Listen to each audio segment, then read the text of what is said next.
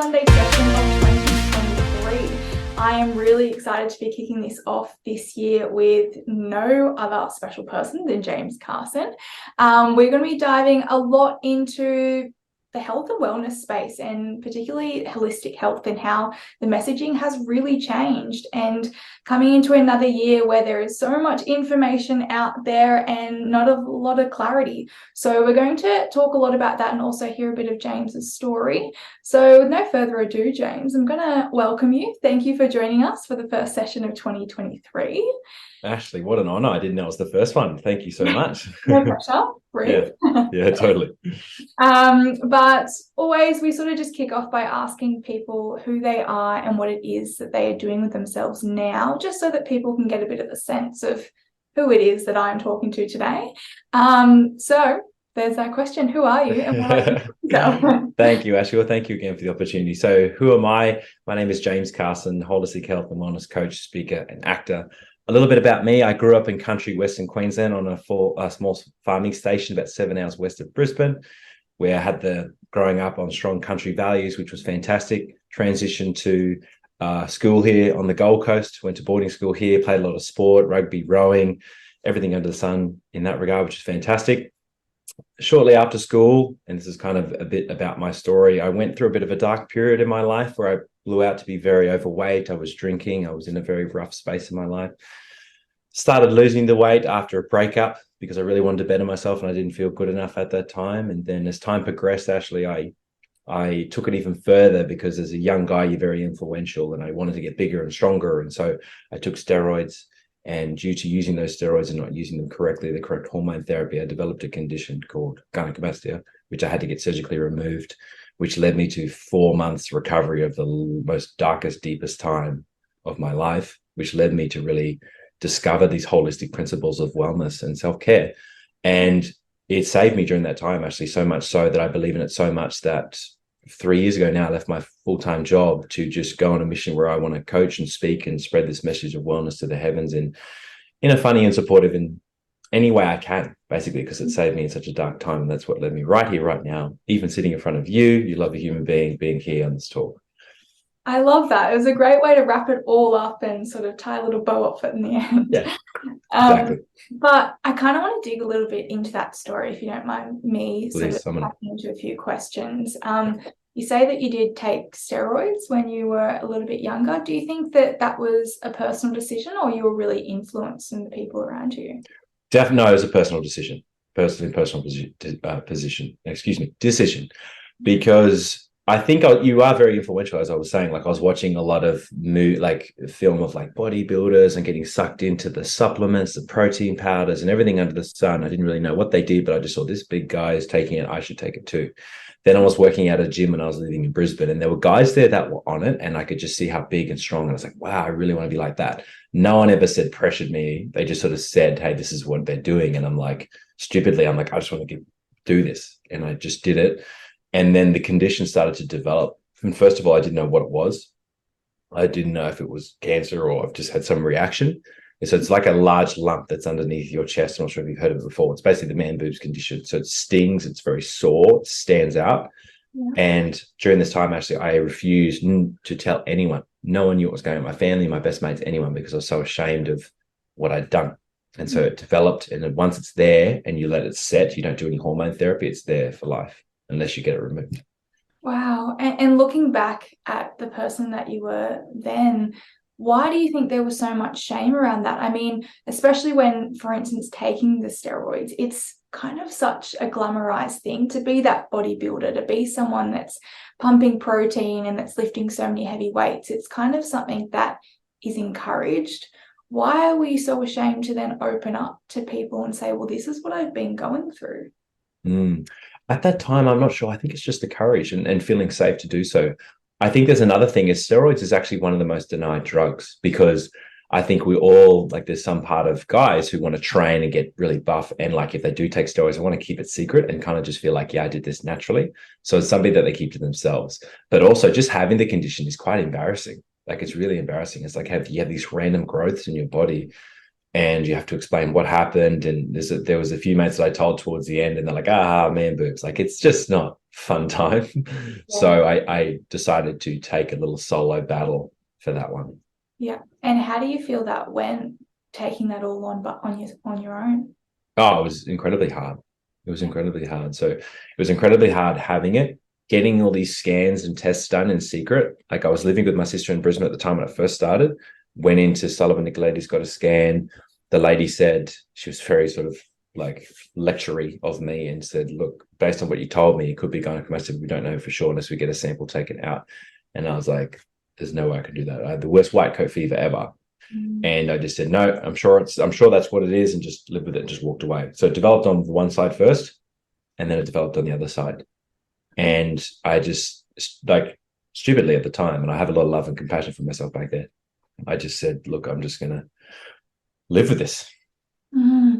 Yeah, and I think unfortunately a lot of people, when there is shame involved, we do sort of go, all right, I'm just going to live with this because I can't deal with the emotion that comes with it, or I can't deal with the shame that comes with it.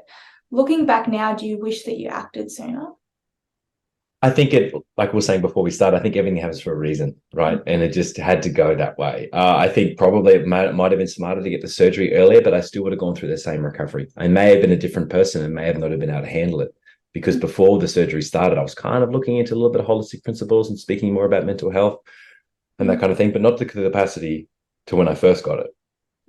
And I held on to the condition actually for about 2.5 years before I decided to actually have the surgery, then go through that really hard time. I held on to this referral letter that I had from my GP that he gave me for the breast surgeon in Brisbane who did it. And I held on to it for so long until eventually I just couldn't take it anymore. I said, I just have to do this. I don't know how it's going to look or what it's going to be like. And I feel like I'm the kind of person in surgery who is like, I bet the anesthetic, I bet I wake up or something terrible. So in the end, it happened for a reason, but definitely it'd be great to have more courage at that age to speak about these things, and hopefully these conversations help that. Oh, how grateful are you that you held on to that referral letter? Totally. Looking at that environment, I mean, as we were mentioning sort of before, that whole gym junkie, men wanting to be fit, men wanting to be healthy and look a certain size and look a certain way. Do you think that environment is healthy for a young man? It depends. It really depends on the people, because there are guys that I see in the social media space and in face-to-face space who are all about training, eating well, fitness, but also that holistic aspect, which can be quite positive. But there's definitely toxicity out there, like in any environment. There's definitely an influential part of it where there's a lot of ego and there's a lot of staunch men, and it's not as supportive as it could be. So I think a young guy should always be very mindful of who they're hanging out around with and how they feel when they're around that person. If they feel supported, if they feel lifted up, if they feel hurt, or they just feel put down, or they're told that they need this, that, and the other. It's an environment that has its good and bad side. That's for sure. And I think it's coming a lot to its head now, because I know during I can only come from a female perspective, and our culture of being very competitive and being, well, this female looks better and she's doing this and I've got to drink these green juices and everything. And I know in that environment that's very toxic. And now that we're hearing a lot that it's now moving over, and it probably has always been there with men, but now it's being talked about a lot more. It's kind of different to see the comparisons, and whether, I know from a lot of females it comes from a place of insecurity within themselves. Do you think that this is also coming from a place of men being insecure about their bodies? Absolutely. I think some of the most strongest, fittest men out there are probably the most insecure. It's crazy. It's like a mask or a suit of armor that they have on, that, and they can also have this thing called body dysmorphia, which I had as well, where they look incredible. They're fit, they're strong, they're shredded, whatever it is, but they think they're fat or they think they're small or whatever it is. And they're insecure. If you made a comment about their hair or their teeth or their shoulders or something, something will rise up within them. So there is a lot of insecurity that is in that world. But if it helps to cultivate that little bit of self-belief, getting stronger and fitter, then it's a well worthwhile activity, as long as you look at those insecurities eventually. And I think as well, it's getting people to be open to talking about their insecurities and wanting to actually work on it. And I think that's amazing with the holistic health space, is that it really encourages that and people to be curious in that space. Do you think that that was a challenge for you to open up to that holistic space when kind of stereotypically men have not always been encouraged to wander and be curious in that space?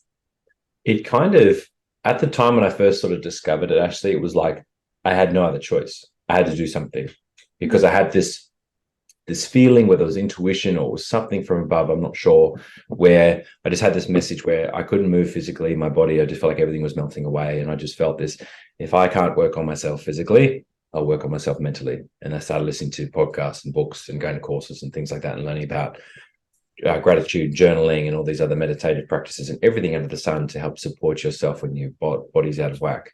And yeah, it was, I was just open to try anything.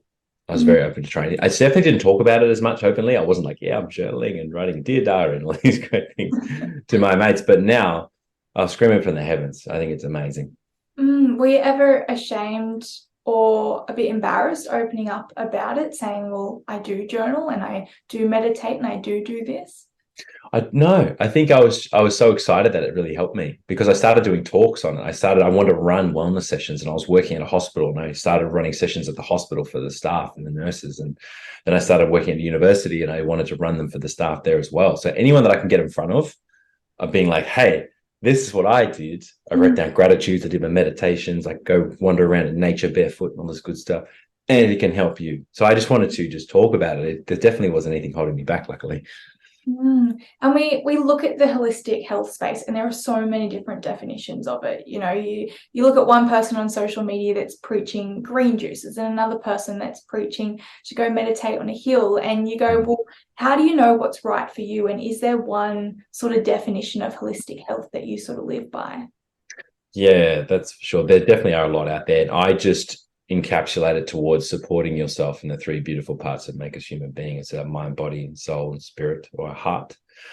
So that mental aspect, it may have a form of internal reflection, which may come in the form of just some gentle breathing exercises each day, or a meditative practice, or a journaling practice. And then there's the body, making sure you have that great yin and yang aspect. You have that restoration, sleep, good foods, water, exercise, expenditure, creativity. And then there's that soul part of it, actually, where it's like you're living to your values and you're living to what you believe in, and you're living into your feelings, which is one thing I would love to speak on, is men sometimes they don't feel into their feelings. Like if something feels right or something feels wrong, or if they're in a relationship and they feel like it's not going the right way, or if they're in a job or work that's not going the right way, it's really feeling and like leaning into the things that you love and you believe in, and being aware when things that come up for you aren't right, that you look at that consciously. So often as well, I hear it a lot, and going through my own journey, it's, tune into your emotions and trying to be curious and really let yourself feel. Sometimes that's really hard when you don't know what you're feeling. You have all these emotions that are flying around, but you can't put labels on it and you don't know what to do. What can you do in those situations when you feel that gut feeling or you feel something come up? What do you do? Definitely. So the first time that I took up journaling was definitely a time where I had all these feelings. I didn't know what was going on. So I was at a point where I was probably about halfway through the recovery, and I was just sitting in my room and I was just feeling anxious. I couldn't sit still. I felt like I had like a butterfly in my tummy and like a frog in my throat. And then I just started learning about journaling, and I didn't want to write it down, but I started typing on my computer. But I literally was just typing exactly how I was feeling and what was going on without trying to solve anything. I was like, I feel anxious and worried because my body is sore, and there's a lot of, excuse this is a bit full on, there's a lot of blood, and I'm just not feeling great. And I'm really worried that I'm not going to be able to exercise again. I'm really scared. I want to talk to someone. So I just wrote down exactly what was in my head. And literally getting it out of your head and on paper, you can distinguish the flame of the worry. And that really helped. So really, if I could just say pen to paper, we've been writing for years, cavemen and women, on walls, parchment with feathers, write things down. It helps really collect your thoughts and how you're feeling. And with that, does that then release a lot of emotion that you can feel? For sure. It just helps you to really analyze what's going on. Because if it's just bouncing around in here, whilst you have awareness of it, you can't really articulate it as well as you could if you like really focus on it and write down even the details of what happened. Like if it was an event that happened to someone, for example, it's like, it was late at night and I felt very uncomfortable and XYZ said this and I just wanted to leave and I don't know why they said that. I really feel really bad. I never want to talk to them again. Mm-hmm. And I find that the majority of people I speak to when something's going on with them mentally, either they write it down or they can voice note or they can do a vlog that they just keep to themselves. If you can just really get it out, and if you go the one step further and share it with someone that's amazing, but you don't have to, if you can just get it out of here and out in the open, it helps really to process. And yeah, things may come up. You may cry, you may laugh, you may just feel a bit awkward, but it's a process that really works in helping those feelings. And is it something that we do a lot of times? We have all these practices and we have all these tools, but we do it in crisis. Should we be doing these things daily so that we can help sort of mend our relationship with our emotions? For sure. I think having a meditative or journaling practice daily is a wonderful thing. I don't want to say paramount, put pressure on anyone, but it is a beautiful thing to do. Some of the most highest performing people in the world, men, women, they all have a mental focus activity, whether it's prayer or it's meditation or whatever it might be, or they just write down on paper, how did the day go? How did I feel? What was great? What could improve? What's a little goal that I can set for tomorrow? I think it's one of the most beautiful things you can do, which only takes a couple of minutes each day, but it pays you immense dividends in your mental and emotional well-being and your focus and your awareness in yourself, as you say. Like the more you analyze and write things down, the more you get to know yourself, which is a beautiful thing to do. I find it crazy, because we're sold so much content of like, buy this and it'll transform your life, or take this or eat this food and you'll feel amazing. And yet it comes back to just the simple things of like learning to breathe and learning to slow down and learning to write things that we have at our fingertips, yet we think that it's not going to work. Yeah. We are our own saviors, right? There's no guru course, supplement, yoga mat, anything out there that's going to just it's going to help possibly, but like you are there for yourself and you are your biggest superpower, meaning having time, like you say, to really harness your breath, the most beautiful thing that you've had since the day you're born to the day you pass away. Writing down like a letter, writing down some things that are really important to you. You like start to realize and see the things that really light you up. And it's just these simple things that sometimes they're not an immediate, like mind-blowing change, but over a period of time, it is huge. A gratitude practice, for example, can just completely transform the way you think. Guaranteed. I love that. And I want to talk a little bit about the breath, because it is holding such a big space in the world right now, because people are starting to meditate more, even talk about meditation a lot more. Based on your understanding, why is a meditative practice, or why is breathing so essential for your overall health? Great question. Obvious aspects that you need to breathe, but yes. So this is how I explain it. So we have the breath and we have health given to us from the day that we're born. So it's always there supporting us. Our body is always detoxing, repairing, clearing, cleansing, everything under the sun. So we've had it from the day that we are born up until now, and we're very familiar with it, and it's given to us for free. So sometimes, basically all the time, things that we're familiar with and we're given to us for free easily, we become content with it and we don't look into it as much. But I think literally the way you breathe has a direct connection with how you feel. So if you have a daily practice where you just connect with your breath in a supportive and a parasympathetic, which is more of a rest and digest way, then that means you have more control when things are really heavy. So we have our two systems of parasympathetic and sympathetic. So a lot of the time, a lot of people are very high and sympathetic every day, right? So if you have a daily practice of a breath work which helps calm and support you and bring things down, this comes down a lot faster and it doesn't go up as high. So it's in our best interest to really harness this beautiful thing that's automatically always there to help ourselves feel good. And the more you practice something, the better it gets, benefits become greater. It's well worth the time. But once we're reminded that how important it is, and sometimes it takes a medical crisis or something like I had to realize how important these things are. Hopefully not for everyone, but sometimes that's what has to happen. Yeah. And looking at that, how long should we be meditating? I mean, there's some content out there that says you should be doing it for 2 hours. There's some that's saying 30 minutes. There's some that's saying 5 minutes. But at the end of the day, we can't deny we live busy lifestyles. Our environments have changed. A lot of people are on the go all the time. How can they prioritize this, and what is classified as a decent time to put towards breathing? Yeah, I think definitely staying in your own lane. There definitely is a lot of content out there to do this, that, and the other, and it's intimidating for people. And it's like, I don't know how to do that. I can't meditate for 10 minutes, 20 minutes, whatever it is.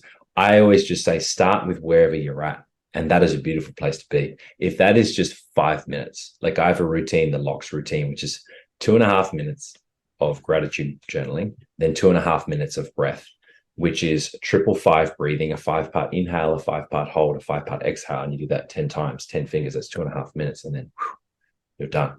So starting really small, Ashley, and then you slowly build if you must, but you just start small. That helps to cultivate self-belief, that helps to cultivate those beautiful feelings of this is making a difference.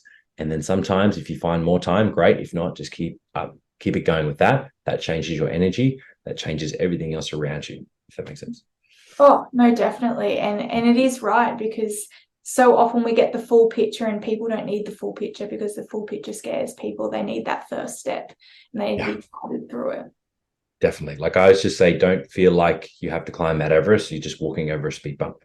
Just start small, start really attainable, make it easy for yourself. Even if it's a mum and she has 1 minute when the child is like having a feed or like in the bath or whatever it is, she's obviously observing, but just sitting there and just like a big deep breath and just some key affirmations in your mind of like, I've got this, it's going to be okay. I'm powerful, I'm strong, I'm beautiful, I can do anything. All right, up and away she goes. You know what I mean? That's just like the little tiny 1 degree shift that can make a massive difference in the long run. I love that. And how is that different to mindfulness? Because often they sort of interconnect and people get a bit confused between the two. But what is then mindfulness? Yeah, that's the one that sometimes I think in the vast majority of the population, it makes things confusing for them for sure. So like a meditation is like something that you focus on, and mindfulness is you just become aware of. That's how I would describe it. Anyway, so for meditation, for example, you may do a body scan meditation where you're like meditating on the top of your scalp, down your ears, down the back of your neck, down your shoulders, for example. Or mindfulness is just being mindful of how you're breathing in and out through your nose right now. Just the gentle, cool air that goes in and the gentle, warm air that comes out. It's just to become aware of without forcing anything. Mm-hmm. So just being mindful throughout the day, like how am I breathing right now? Mm. And then if I'm meditating on something, I really want to think and meditate on something that I'm grateful for the day ahead. So those are the two components. So basically, it's having the mindfulness of yourself. Once you're aware, then you can meditate and focus on some things like mindful, like that meditative breath work to support yourself moving forward. And in your practice, do you find that younger people are more open to doing this as well? Because I know a lot of, I don't want to say older, but so mature sort of people are open to this because they're at a time in their life where they've experienced a lot and they're kind of like throwing their hands in the air. I need to try something different. Are the younger generations open to this concept, do you believe? Actually, I think they are. The younger ones are so switched on because they have so much more access to content that I know I didn't. You know, we had MySpace and all this other stuff that wasn't quite putting out positive stuff out there. But I was running a session the other day for my friend's birthday, and there was a beautiful young, I think she was 7-year-old girl, was just like, and I ran this meditation, this breath work, and she was just there, just like breathing away. I was kind of keeping an eye on her. She was just like fully into it, hand on her heart, just like fully feeling it. She just came up and just said, "Thank you. I did that energy with that was so beautiful." What? So it's the gaining access and becoming aware of it. And we set the example for them too. But from what I'm observing, kids are experiencing it more. They definitely have their own challenges, different challenges than what I had, I'm sure yourself. So it's great that they have access and awareness of it more these days. And looking at your practice now, what is your goal when you run a session or when you come out of it? Is there one thing that you want people to walk away with? That's a great question, actually. There's a couple, actually. I think for me, the session is I want them to feel a lot better than they did when they came in, at least. And I want them to feel empowered to be their best or their better self. And I also want them to walk away with actionable, practical tools, experiences, feelings, and emotions that's going to help support them to take action moving forward. It's all great and fun to get all rah-rah and breathe and carry on, but it's what you implement and move forward with I'm there to connect with them. I'm there to know that, like, I see you, I have the intent, I really want to help. Just do this, try this, experience this. And I'm just there. I just know that these things really work to support you, and that you're worth every single minute of the day to really harness and embody this information in your own way that works.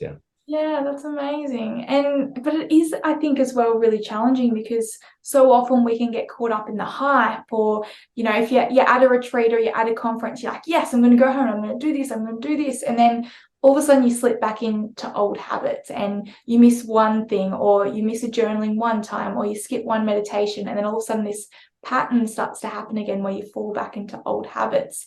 How do you change that? How do you keep the consistency up? Yeah, that's an old paradigm for sure. That's an old pre-programmed cybernetic system within you that wants to keep you in the same spot. And when there is something that takes effort, or when there's something that might be a bit different to something that you're not used to, there's definitely going to be resistance, and you're going to have the tendency to fall back. So to really help is, I always say, set the milestone, set the goal low, and just be super consistent with that low ball. If it's like you've learned about meditation, journaling, drinking heaps of water, doing this exercise, just start with like, right, I'm going to embody journaling every day for the next 7 days. And you can do this thing called hot and cold triggers, where hot trigger, you make the good habit really easy to do. So you have your journal by your bedside table ready to go. Cold trigger, let a bad habit, anchor off that bad habit, make that really hard to do. So say someone who gets on their phone, which the majority of people do, unfortunately, before they go to bed or when they wake up. Have your phone off, in the drawer, out of the way. And then it's there, you see it, it reminds you it's a positive trigger, and you set a mini goal of just doing it every day. Be kind to yourself and know it's a journey, not a destination. And beautiful things can happen. You can get support from accountability from other people around you. You can have your goal just where you see it every day. Even if you miss a day, if you keep looking at it, it's going to be like, I've got to do that. I've got to do that. It's one of those things where it's staring you in the face and you just can't ignore it. Totally. Amazing, because it's all about, shifting those little habits, which can be done, but it needs effort, and it's something that you really got to work at. And for sure. Looking at that, you've dedicated so much energy and time into this space, and you look at your social media at the moment, which you are really making waves in that space in such a positive way. Looking through a lot of your content, why do you push such positive and almost funny content in a space that can be quite serious? Why? Why do I do it? I do it because I enjoy it. I enjoy doing the videos. I enjoy making people laugh. I enjoy doing that entertaining acting aspect. And I thought, if I really enjoy doing this, and it can help communicate a message of well-being and health and holistic mindfulness, and that's well worth the journey. And then, like, I'd been doing it for ages before it all kicked off. And I'm like, rather than just putting workout videos or something boring or something like that out there, I was like, how could I communicate a message of like healthy boundaries in a funny way? Or how can I communicate a message on not drinking too much coffee in a funny way? Or how can I communicate the importance of a morning routine in a way that people will remember? So it's just organically grown. And the message of self-care is organically grown as well. It's just something that I started saying a while ago, not as a joke, but just kind of like, oh yeah, self-care Sunday. And then because I'm a guy who I look like I do, it's normally a lot of ladies or the feminine energy who promotes that. But it's like, this dude, surfer, tall guy from Australia, promoting self-care is a bit strange. So I just kept doing it because it helps people to experience it. And the more people who see the content, they engage, it's just that little tiny change that could change everything for them, because it's what happened to me. And I think there's a real need as well in the social media space, especially now, for people to be able to relate. Because at the moment when social media first kicked off, it was all this content where people were just competing, and people were just seeing content of where they wanted to be. And the fact that you can post content where, you're talking about really key messages, but also trying to be relatable, I think is really important. Yeah, no, thank you. Yeah, yeah, I remember when I first started really working hard on it is when I thought anything that I put out there, as much as possible, I wanted to be something that can help someone. Like, I don't want it to be, I've done it once or twice, but I don't want to be, here's the food I'm eating, or like, here's an ego stroke or something. I used to post, I see you do it every now and then, post like beautiful slow motion video of the beach with like some positive affirmations, or like just some supportive and encouraging words that could just change the way someone's thinking that day. I'd always go out with that intention. And it's worked really well to really help people, which is great. And as I said, there is a lot of messages out there, but I want to come back to a lot of people generally think that they can't have the best of both worlds. And I get that in the health space. They can only think that, they've got to be either really healthy or they've got to just not try it all and sort of just give up. Is there a way where people can live the best of both worlds, where they don't have to, say, cut out the partying and the drinking, but also sort of enjoy the fact that they're listening to their bodies and can be intuitive? Is what I think I'm trying to say, is there any merit to the 80-20 rule, or to, having the best of both worlds in that space? There's definitely an 80-20, but I will say to a certain extent, and not all may agree with this, but it's just like, I always want to ask, whatever you're doing, is it really dream affirmative? Is it supportive of your goals? Like, is going out and drinking and partying, are you having a great time, or are you out there to numb away the work that you're doing, or is it something that you're avoiding, or you're trying to keep up appearances? If it is purely like, I love going out with my mates, having a beer, having a laugh, whatever, awesome. Everything in moderation, though, for sure. So you definitely can balance, like, I live a holistic, healthy lifestyle, but I'll go smash a whole block of chocolate. I don't care. Like, it's all good. We all have our things, and it's important not to be super strict, because I used to have the super strict gym lifestyle where you like meal prep and train and everything was full on, and it creates an unhealthy disorder to health and well-being. So it can go both ways as well. But having a balance is possible, actually, as long as you are being true to yourself, that you feel like the traits that you're experiencing are in a good place for you. It always comes back to your why. Why are you doing things? True, for sure. Why am I out here? Why am I with these people? Why do I feel like I have to do this? Or why do I want to do this? So, and I think deep down, people know. They know. And if they give themselves a bit of time, they know, or they will eventually be forced to know. I love that. And looking at, finally, what are your big, I know we've discussed a lot, but what are your final takeaways or key messages to someone out there that may have been in your younger self situation, or that is looking at sort of entering into the holistic health space, but is either ashamed or doesn't know where to start? What message can you give to them as like, go do it? Yeah. Well, I suppose the younger self looking to who's in the space where I'm at, just know that obviously you aren't alone. Like, your feelings are valid. Everything will be okay. You just need to have the right people around you, the right mindset. Everything starts from up here. Just starting with a positive thought. Just start with a positive thought. I am strong. I'll get through this. I'll move through this. Say it to yourself every day. Look at yourself eye to eye in the mirror and talk to that deep part of you, and really just show up bit by bit every single day, and you will get through this. Then coming back to someone who wants to work in the holistic health space, your gift, your light, what you do is required, is needed by someone out there, by a lot of people out there. And however you want to go about it in your own pace is perfect. It'll all work out as it should. Meaning, if you have a passion for helping dads be more mindful at work or be more mindful at home, or you have a passion for helping teenagers really build self-confidence, and you have some tools and tricks or some information to help them, just start pumping it out there. Start posting it, start sharing it, start having conversations, because these little tiny things that you do can blow out to be this amazing thing beyond your dreams. And I'm witnessing it in my own life. And the last thing I'll share is, I grew up in country West Queensland, like I said before, in a small town, 600 people, struggle with eye contact, extremely shy, just not any real direction in my life. And there are certain pivotal points in my life which helped build some self-belief and growth, to now I'm at this point in my life where I never thought I would ever be. And I was just in this state where I just didn't think I'd amount to anything for a while. And you can create beautiful things as soon as you're really clear on what you want to achieve, and you're consistent in remembering and reviewing that and setting yourself little mini goals to get there. Magical things can happen. So just keep showing up. You never know what opportunity, person, place, feeling, something is going to bless you with the next step forward.